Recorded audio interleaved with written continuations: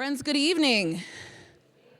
Welcome to Sixth Presbyterian Church. I am glad that you are here tonight. I'm glad that you made your way out of your Easter stupor to come and hang out with us tonight and learn how we can better care for our neighbors. I am so thankful that Monica Ruiz, the executive director of CasaSanJose, is here tonight to give a presentation, do a Q&A, and hopefully we'll have some time to mingle and see how we can support one another from different churches near and far. I'm going to let you know just a couple housekeeping things. One, there are all kinds of cold refreshments over there. They are meant to be eaten whenever you feel like wandering over there and getting something. You're welcome to bring it back to your pew. The second is that there are bathrooms through this door, and there are bathrooms through both doors that are behind you if you need either of those things. We'd love to have you make yourself feel as comfortable as possible. If something occurs tonight that you thought, oh, I really wish I'd written that down, I really wish I had that, we're recording the presentation so we can give it to folks who aren't able to be here tonight. And so if you'd like that link, you can find me on our website, or I can send an email out, or the presbytery can, with the link to that recording, because we'd love to share all this information. Most of you got a piece of paper in which I'm hoping that you're going to write down your myriad of questions, because we all have so many different permutations and combinations of things that we would love to know. And I'm grateful that Monica's even going to attempt to answer most of those questions, but I'll come through in a little bit and grab those from you. Monica has a presentation that she'll give for about 20 minutes. We'll take a breather and stand up. It'll give you a chance to write down any questions. I'll come and get them from you, and then hopefully she can go through them and help us learn a little bit better about how we can survive what's going on in this world. So if you are a board member, would you raise your hand? Maybe you'd like to turn around, and just in case you have any questions. If you work at CasaSanJose and you're here, would you raise your hand if there's anybody else who, in case you'd like to a chance to get any other questions answered or introduce yourself to somebody other than Monica, there are those folks here. So I'd like to say welcome and thank you. Thank you. Yeah. Thank you. Thank you. Thanks, Monica. So I'm going to talk about my favorite thing in the world, which is Casa. So I'll give you a brief introduction of some of the work that we do. For those of you that got Spanish pamphlets, there is a quiz. So please get ready. I'm kidding. I'm sorry. I don't know how I grabbed those, but I think there are some folks that have some English ones that you can get. And if not, please feel free to send me an email and I will get you English ones. For those of you that don't know about Casa, we're a nonprofit organization. We're located in Brookline right now. We were in Beachview. We are currently in the middle of, not in the middle, Alan, it's not the middle. It's the very beginning of building a new building in Beachview, and it will take us about 2 years to get back in there. So for now, we'll be in Brookline. And we provide services primarily to immigrants from Mexico, Central, and South America. The vast majority of the people that we proudly serve every day are undocumented, and so everything that's happening in this world today is affecting the people that we serve on a daily basis. So CasaSanJose provides resources. We connect people to doctors and lawyers and register kids in school and teach people how to ride the bus and do all kinds of amazing things. We have great partners that are attorneys that help our clients very much, specifically now where people desperately need this help. So the most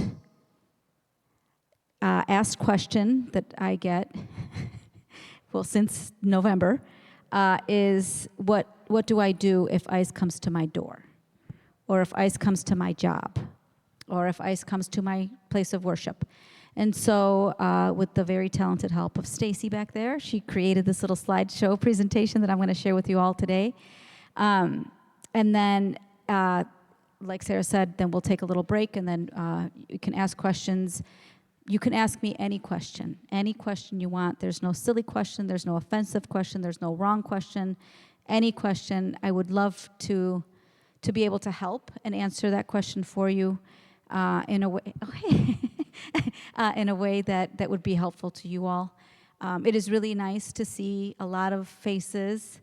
We were just talking and saying, you know, like in the midst of all of the things that happen in this world, in the hardest times that I've been here in Pittsburgh, I've looked to my left and I've looked to my right, and I've seen a lot of similar faces that have been doing this work for a long, long time, and it's really great to see you all here again.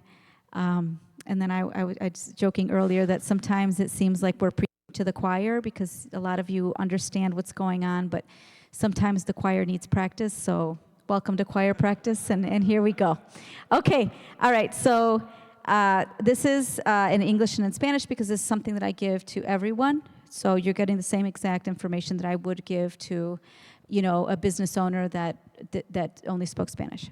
So, all right. I am not an attorney. I am a social worker, so I cannot give legal advice. And but I will. The majority of the information that's in here are because of things that we have seen either during the first Trump administration or now. Okay. So what we're going to talk about, we're going to do a brief overview of people's constitutional rights, safety plans, and next steps. And so. What are we seeing now? Anyone is vulnerable. As you can see, even in the news, anybody can be taken to a different country and left there in a prison without any due process. Anyone who is, naturalized citizens, anybody that you can imagine is at risk of anything happening to them, and we've seen it, and it's continuing to happen. What we are really seeing is anybody that has had interaction with law enforcement, whether it's stopped at a traffic light, whether it's going to file a PFA, whatever it might be, any kind of interaction with the courts or the police can potentially land you in ICE detention. Okay, so regardless of where you were born, if you are in this country, you have constitutional rights. The Constitution says we the people, not we the citizens, or we the born here citizens, or any of those things. So the three constitutional rights that I'm going to focus on is you have the right to remain silent. And I highly encourage people to do that, because if ICE were to come in here right now and start arresting all of us, 99% of the time, ICE doesn't have a valid warrant. And so they would have to guess your name, the country you were born in, and your immigration status. And it's really hard for them to guess those three things if you're not talking, okay? So you have the right to an attorney. Immigration law is civil, it's not criminal. And so like if you rob a bank and you don't have the money for an attorney, you get appointed an attorney. But because it's civil, it's like getting a divorce, you are not appointed an attorney. And so that's why we rely very heavily on our immigration attorney partners to try to help our community right now. So although you will not be appointed an attorney, you have the right to refuse to answer questions unless there's an attorney present. And then the third one is you have the right to refuse a search where there's no warrant or verbal permission. So can I search your body? No, you cannot. Can I search your car? No, you cannot. Can I search your house? No, you cannot. So it's okay to say those things. And if there's no warrant, there should be no reason for a search, because people, historically have said you fit the profile, and we all know where that gets us. So refusing searches is your constitutional right, and you should do so. Okay, but ICE is tricky. ICE does tricky things. And so their famous trick is this one. So this is a valid warrant. This is a judicial warrant. At the bottom down, if you can see it, here it says judge's signature. That means a judge, this warrant, signed it, and it's a valid warrant, right? Somebody should be looking for whoever they're looking for with this warrant. So if I robbed a bank and I was supposed to go to court up in Erie for robbing the bank, and then I said, I'm not going to court, or I'm not going to show up for my sentencing, or whatever I decided to do, the judge is pretty mad at me, and so Anne should write this little warrant and then come get me, right? I have been doing this work for almost 10 years, and in the 10 years that I've been doing this, I may have probably seen 5 of these warrants, and I've seen hundreds, okay? And even if it is a valid warrant signed by a judge, it has to have the name of the person that they're looking for, the address of where they're trying to gain entry to, and it can't be more than 10 days old. Okay, so here I am. I robbed a bank, and I'm here. They have a warrant for me, but the warrant is for my house. They cannot come in here with that warrant. And most people don't know that. The other thing that they do is that they use these things. This is an administrative warrant. So these administrative warrants are created by ICE agents. So for example, I am driving down the street and I get pulled over by the police because I was speeding. The police say, ma'am, give me your driver's license. I give it to them. It goes into his little computer in the car, and my little warrant from Erie comes up because I robbed a bank. So he's like, okay, there's a hold on her. I need to detain her because Erie is looking for her. I'm pretty positive that's a valid warrant. That really, right? The problem is that when that information goes into the database, ICE gets that information. And ICE, at its finest racial profiling hour, will say, oh, look, last name. Hold that person.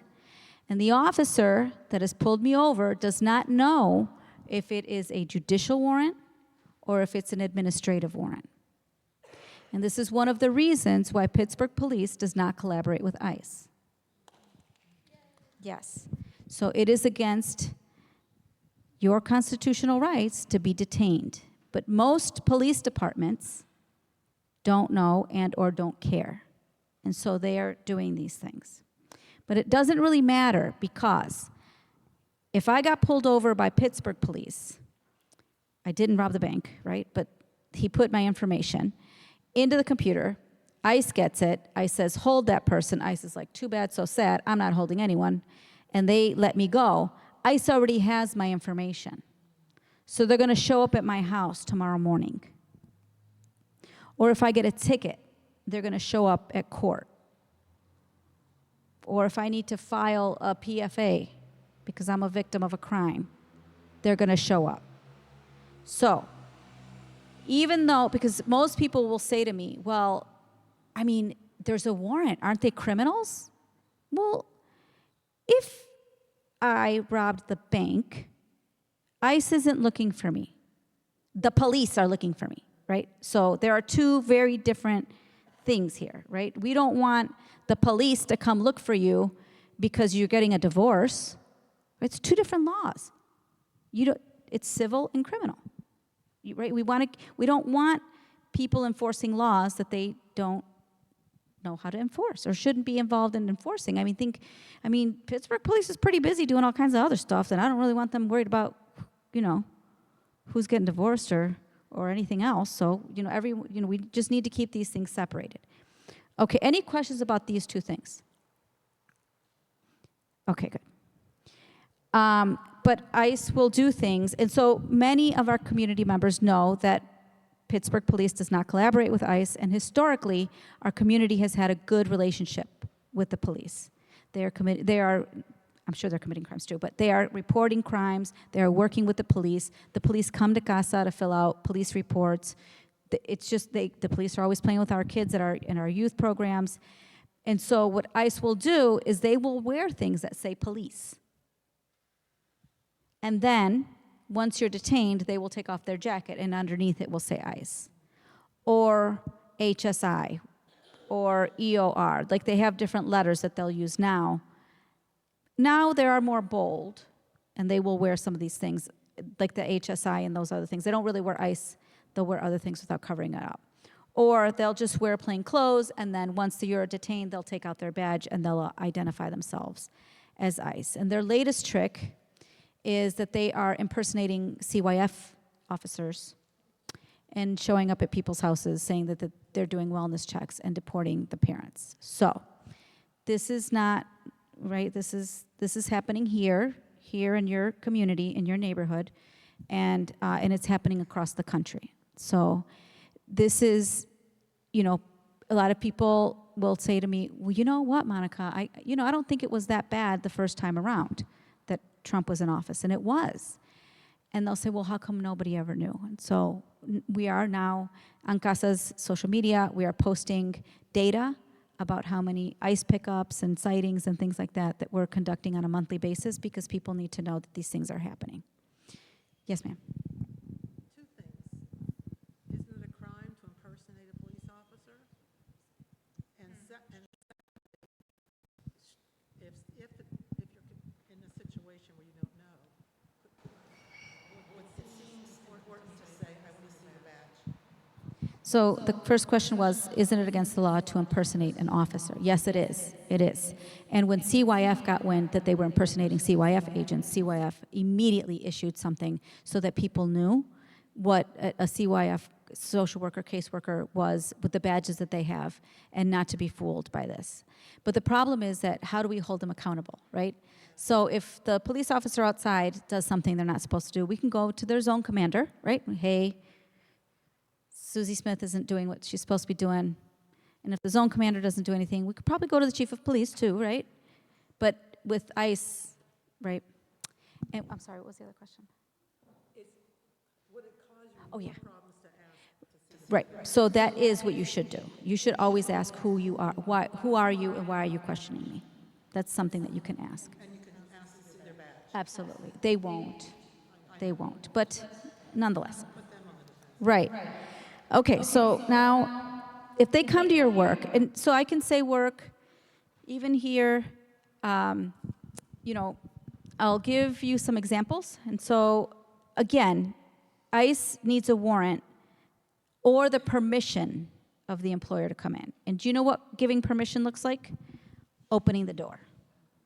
So, you have a door that wherever you are, if your doors are unlocked, that there might be some sort of like vestibule area where I cannot go any further.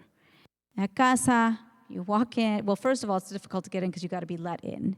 And even when you do get let in, everywhere we have employees only posted everywhere. So what we're trying to do is create barrier after barrier after barrier if ICE were to come in. And so we designate private areas in advance so that we make it difficult for them. But ICE can enter public areas. And so public areas are probably this space right here, a restaurant, a waiting area at a doctor's office. Any of those areas where the general public can come in are public areas. And they will come into these places. And then they cannot ask people to come out and talk to them. But again, once they come in, if they're in, they're in. They're going to be in.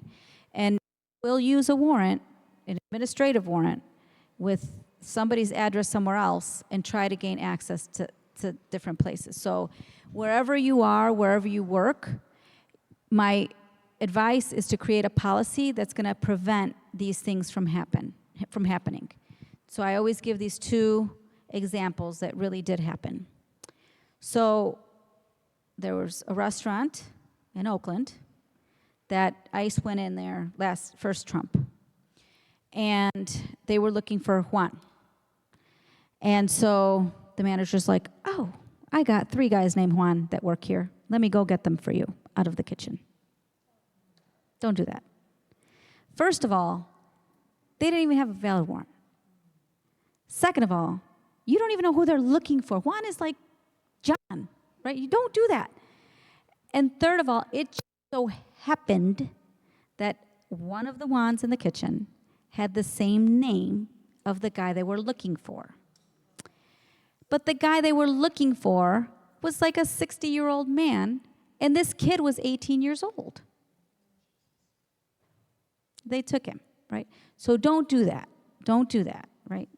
I'm not giving legal advice. I'm just common sense will tell you, don't do that. But here's another example. It's another restaurant, and ICE came. ICE came through the front door, and some people did get scared, and they ran out of the back door. But when you open the back door, that lets them in, right? So the people that ran out of the back door were detained because they ran. Because now you're committing a crime. You're running from the police. Well, from them. Anyway, so ICE came in. ICE rounded everybody up. ICE lined everybody up in the little line. And, sir, what is your name? No response. What is your name? No response. What is all the way down the line? Nobody spoke. No one spoke. The only reason why those people didn't speak is because what ICE didn't know was that the owner of that restaurant, his wife is an immigration attorney. And they knew, an immigration attorney, and they knew not to speak. And so the 2 guys that ran out the back door got detained, and all of the other 14 people that were there, they didn't pick anybody up. And the owner of the restaurant said, they're not going to speak to you, they know their rights, and my wife is on her way, and she's an immigration attorney. And there you go. So we've had instances now where ICE has showed up at somebody's house at 6 o'clock in the morning up in Cranberry. We had little angels there. They got to a house in 8 minutes. 8 minutes. I can't brush my teeth in 8 minutes. I don't know how these people rolled out of their beds, got in their cars, and made ICE leave because they were asking for the warrant, and they didn't have one.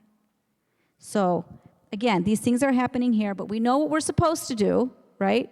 Not talk. And we know what we're not supposed to do, start bringing people from areas like, is this the one you want? Is this the one you want? Okay? All right. Yeah. We have a sign on our church door that we use during the week on the outside. It says ICE cannot enter without a warrant. Does that have any value? It does. You're giving them fair warning.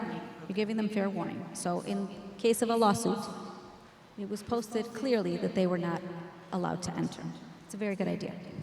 All right, so designate these private areas that are for employees only. Yes, ma'am. Oh, she said that at East Liberty Presbyterian Church, they have a sign that says ICE is not permitted to enter without a warrant. So it is valid, yes. Yep. Designate private areas for employees only. Make sure it's very visible so that people can see it. And practice with your coworkers. And so the other day, we were at work, and I don't know how, but 2 people were able to get into the door, and we all look up. And it was, we service Latinos, so our American neighbors hardly ever come into our office, but I had a meeting with them, and the woman that works the front desk, her face turned pale white. Pale white. Because how did these 2 people get in here, and now they're in here, what am I going to do? And I said, and this is why we practice. Right? Because you never know. Okay. So this is, if they were to come in here, come into your job, come into wherever. The first one is hilarious to me. It's like, keep working quietly. My head would be on fire, right? So there's no way I would be able to work quietly. But please, we just advise people not to make a scandal, just to try to remain calm, because as people that were born here in this country, we have a certain level of privilege. They're not going to do anything to us, but they will take it out on other people. So just there's no throwing your body in front of anyone we don't need any Captain Americas here. We just need people to know their rights and help people exercise their rights. Okay? And remember, you have the right to remain silent. Do not give any information about yourself or anybody that's there. If somebody walks into Casa, who is undocumented? I have no idea. I don't know. I don't ask immigration status when I service people. So I don't know. It's the truth. I don't know. And then just reminding folks that we have at Casa, even if ICE were to come in with a warrant, for whatever reason or whatever, I still can't help them. I have to talk to our attorney, and then we go from there. I got that language from Pittsburgh Public Schools. They have a very good policy because ICE attempted to take someone from the school property, and so they have a really good policy. Casas is modeled after that. Just, yes, Mr. Officer, such and such, great. You must remain here until I talk to my attorney.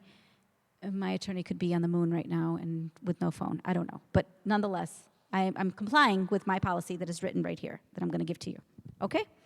All right. And then here, right here, what you were saying, right? So, get the officer's name, badge number, what color were they wearing. Depending on the color of their uniform, you might know, what department they might work for. And Pittsburgh Police does have like their crest that's very unique. No other police department in the world has that same crest. And so, teaching people that that's theirs, and, ICE doesn't have that. And then try to remember, what did they say? What were they asking me? How many were there? Which doors did they come in from? How many were there? Were there any women? Did anybody speak Spanish? All these things. You are allowed to record them. You're going to make them upset, which doesn't really matter, but if you don't feel comfortable, it's fine. Don't record them. Just immediately after they leave, try to write down as much as you can, because it'll be fresh in your mind. And then just, make a safety plan, again, making sure that everybody knows what they're supposed to do. We have a hotline number that is open 24 hours a day, 7 days a week. So if ICE were to show up, you can always give us a call. We advise you to call your attorney first because we are not attorneys, but we can help walk you through the situation and many times show up. And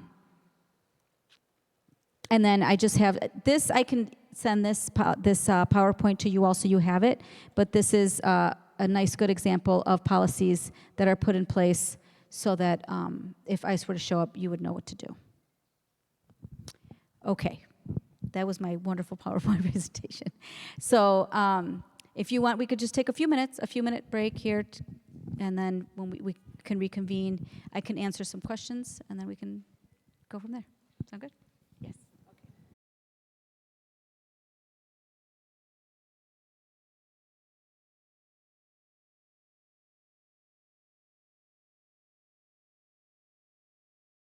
I have a nice pile of questions here, and so hopefully I can answer these questions for you to the best of my ability. Again, I'm not an attorney, but I will try to. I have one here just in case, and I just met another one. And so, will 911 respond if you have trouble getting ICE to leave? So I think that here in the city of Pittsburgh, because we have a good working relationship with the City of Pittsburgh Police, I think they will come. I think they will come. I don't know about any other place, though. Again, law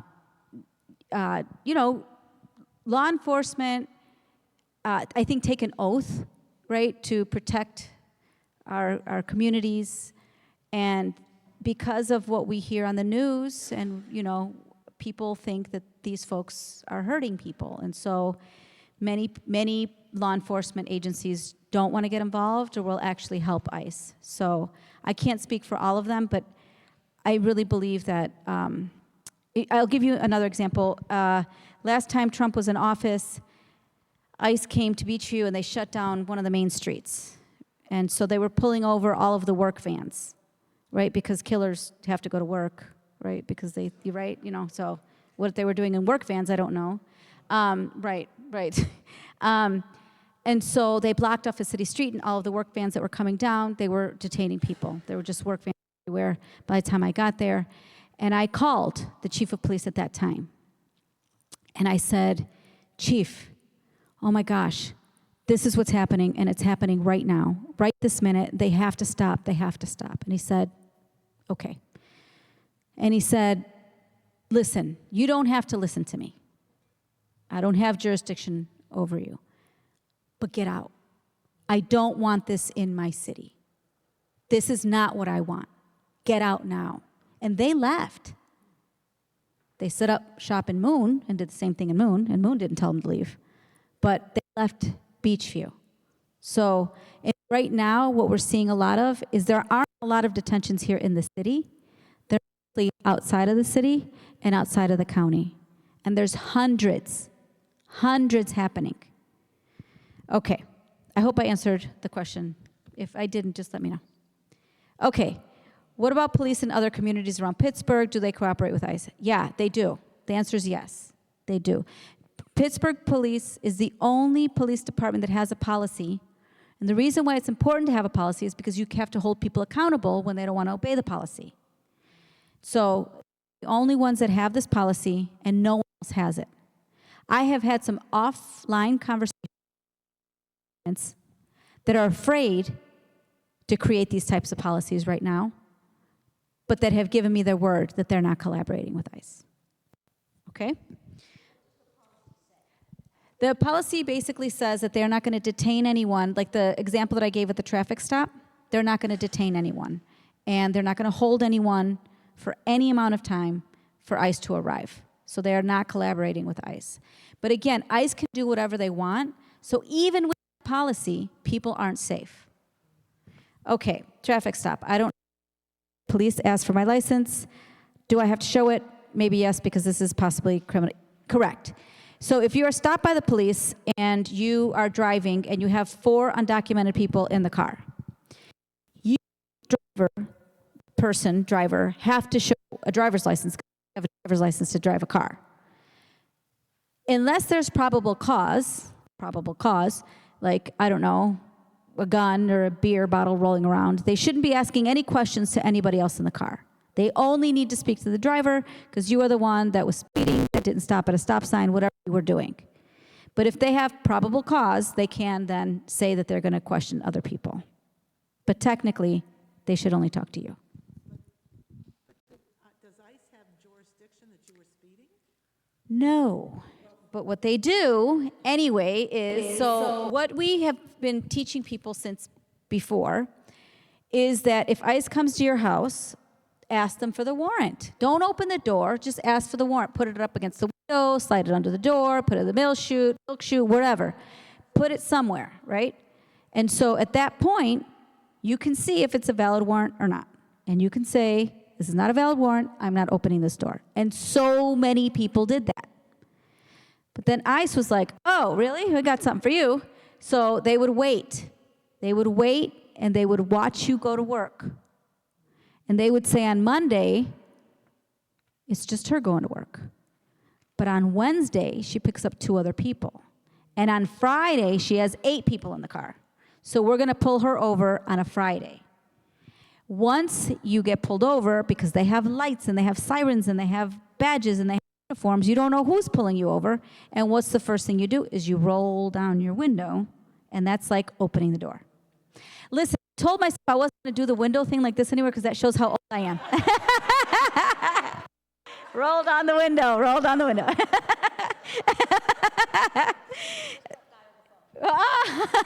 Yeah. So, but yeah, so then you're there.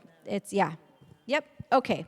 What can congregations do to help protect immigrants? And what can we do as individuals to help your work? So 100%, you can create policies that will help protect people in your congregations. And practice those policies, because you never know when they're going to show up. Please, that is a huge help. Number 2, what can we do as individuals to help your work? I want you all to take this very serious, right? Everybody has that racist uncle, neighbor, coworker, whatever. The way that we're going to start doing this is, how many people learned something new today? Thank you. Share that with someone, right? Share that with someone. Don't keep it to yourself. Share it with the world, because you have to start changing the narrative. And until you do that, people are going to continue to think of immigrants in a bad way. That is the number 1 thing you can do to help us right now. We need you to share this information. Number 2, you can volunteer at Casa. There's plenty of things to do. You can volunteer for an hour a year. You can volunteer, many hours a week. You can volunteer to do one event, anything. You can volunteer to do these Know Your Rights sessions in different areas. There's a more extensive one for people to have in their homes. You can donate to Casa. We have a bond fund right now where we loan people money to get out of detention. Because again, people are not given attorneys, they have to pay for attorneys. And so people have like an 87% rate of success when they fight their immigration cases from home with their families and not in a detention facility. All of those things. Look at our website. There's plenty of stuff to do. It's fun at Casa. Ask Ellen. No, I'm kidding.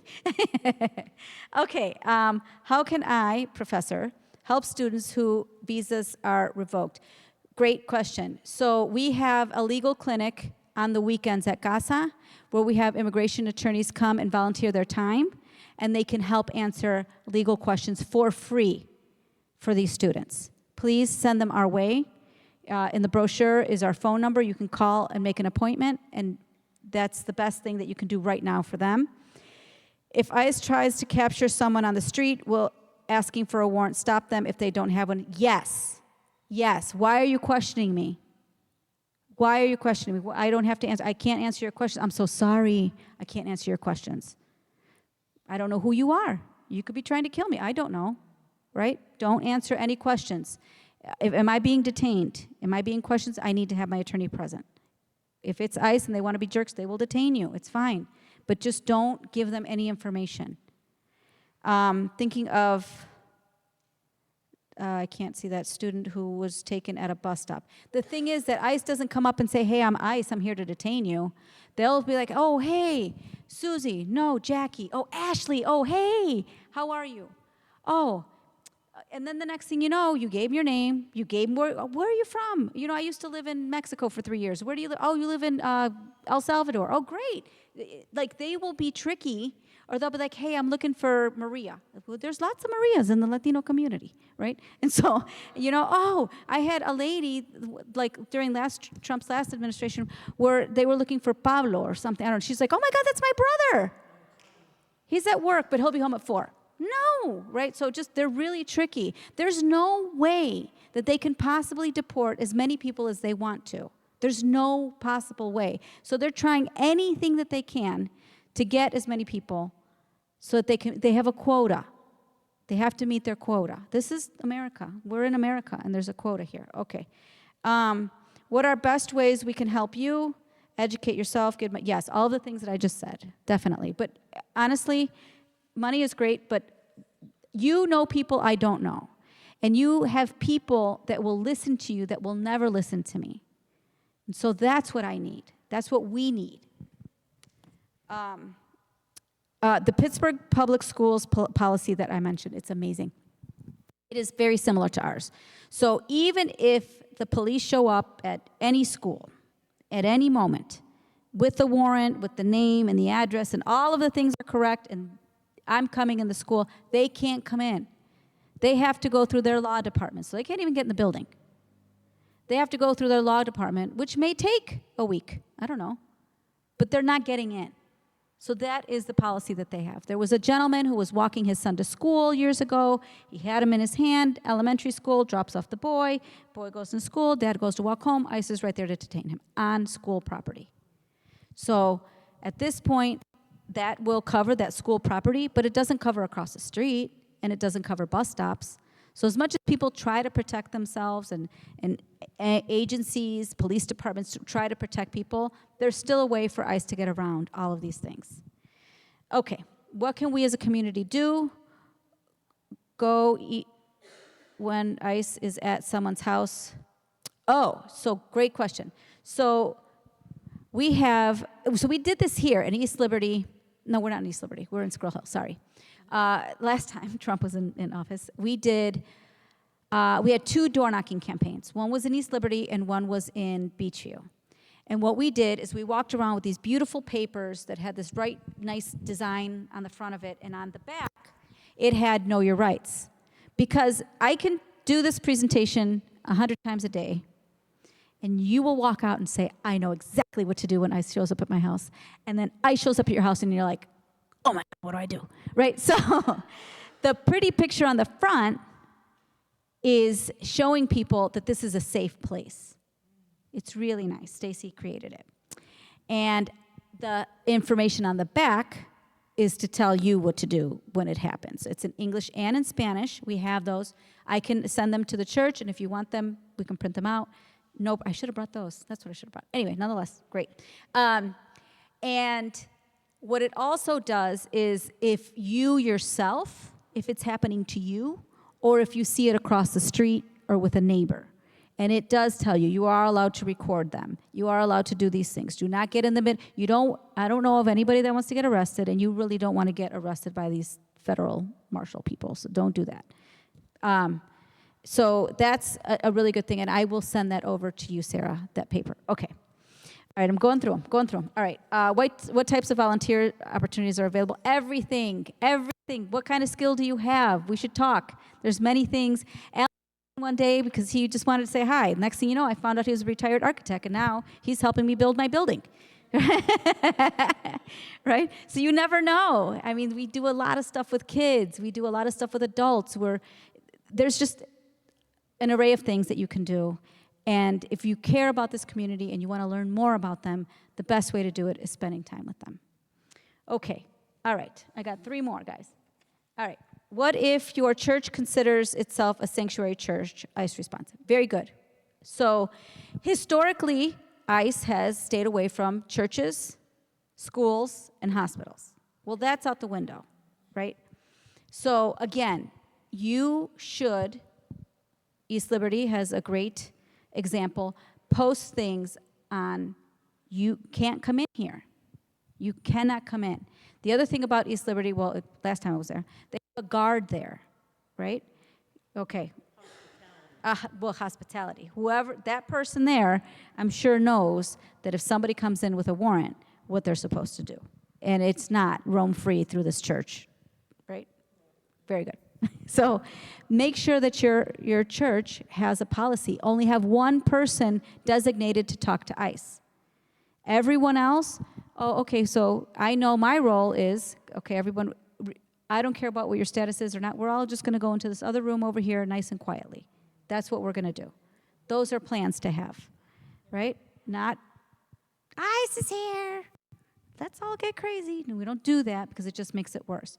Very calmly. Do not leave the building because the opening the door is letting them in. Just very calmly try to keep control of the situation. And only one person should be talking to ICE. Okay.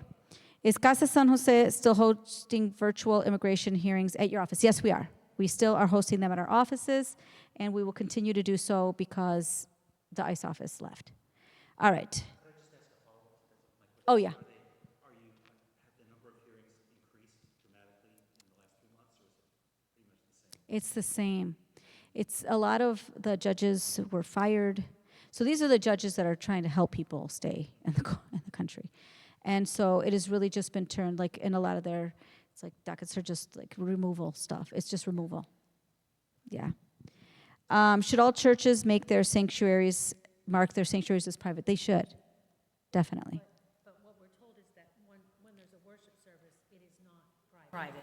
That's a public event, so it cannot be considered a private space. Then I would focus more on who's coming in the front door, right? So, I mean, we know who attends our services, right? So if you see someone that doesn't look, oh, you don't?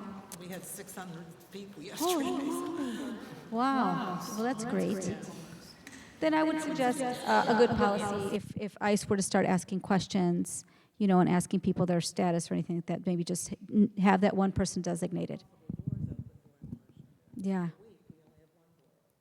Mm-hmm. It is, and you guys have stuff going on there all the time. Yeah. Again, I mean, I think we're going to try to protect ourselves as much as we can. At the end of the day, there. So we need to make sure that our hospitality staff, our welcoming staff, has your number, not yours, but Casa's number. Mm-hmm. Yeah. Yeah. Just give us a call. We show up. We can show up. We have a rapid response team. We have several rapid response teams across the county and even outside of the county that can show up fairly quickly to an ICE sighting. So just, you know. Yeah. Yeah, you're in the city, so you're good. Yeah, but ICE doesn't like to make a big show here locally. They're very quiet. They like to fly under the radar. And so, you know, any kind of like exposing them is something that they won't like. So that's very good. Yes, Alan. Yes, thank you, Ellen. So we have our annual fundraiser coming up June 14th at the Circuit City Ballroom. And if you'd like to attend, you can go on our website and you can purchase a ticket there. Bring a friend, bring several friends. It's a great time. I will talk way less than I did today. I think my whole speaking is under 3 minutes. It is a party. There's lots of food, there's music, there's lots of dancing. It is a fiesta. And so I invite you all to with Casa and, you know, live a little bit of joy in this very uncertain times. At the Circuit City Ballroom. It's on Hot Metal, right on off of Hot Metal Bridge, right on the corner right there. Yes. Any other questions? Oh, you can also join the rapid response team. That's also fun. Yeah. Before that I'm not sure all are, the majority of the people who you are assisting are undocumented. Are there even ways right now for people to get documented? Are they? Great question. Great question. So every day is a new. Oh, I'm sorry. I mentioned before that we undocumented folks, and currently, is there really lots of ways to get, you know, a pathway to some sort of status? And the answer is No. It's really difficult. It was difficult before. So immigration law is very complicated. And, a lot of the majority of these laws were created to really keep families separated. The first law that was created was the Chinese Exclusion Act. So it's been excluding people historically for a long time, and it's never really been to keep people together. And now even more. For the few things, we were just talking about parole, we're talking about different things that are just no longer in existence. I had a staff member who got a letter that said, your parole is ended, you have till Friday to leave, and it was Wednesday. And he left. So it's any way that folks, in anything that you do, even if you are, in the process of asylum, you can and will be deported. Anything. And I had a guy who worked like 20 hours. He was driving home from work. He was tired. Probably shouldn't have been driving tired, right? But he was. And he got pulled over by the police. The police said, you're under the influence. He said, no, I'm not. They gave him a field sobriety test. He passed. Okay. Nope. Well, I still don't believe you. I'm going to take you to the hospital. Went and got his blood drawn. He wasn't under the influence of anything. The man was tired from working. Okay. He is in a process of asylum, I believe. And so the charges were dropped. So it wasn't driving, it was nothing. The charges were dropped. And the very next day, ICE was at his house and picked him up. And he is currently in detention with a wife and 3 kids. So this is, had that been, 6 months ago, he would have been at home with his kids and his family. But every day, there's less and less ways to do this, quote unquote, the right way. Yes.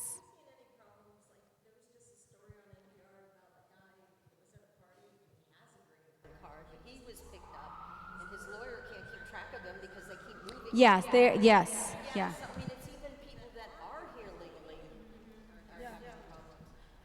I mean, they're just moving them. They're moving them, and what's hard is that, like, if you have an attorney that's here in Pennsylvania, right, and they've practiced law here and they know case law here, but now you're in California, right, and you have to use the case law of where the person is at, not where you practiced, if they can find the person, and then they're sending them south to where they have more conservative judges, which are not going to hear, forms of relief and just deport them.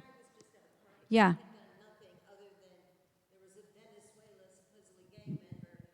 Party that he didn't even know. So even people with green cards.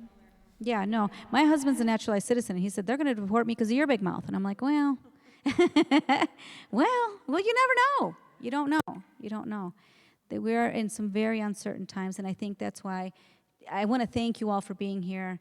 There's a million other things I'm sure you would rather be doing on this beautiful day, but being here, listening to this, learning, and most importantly, sharing what you learned with other people is really what's going to help get through the next 3.5 years. Thank you. Yeah.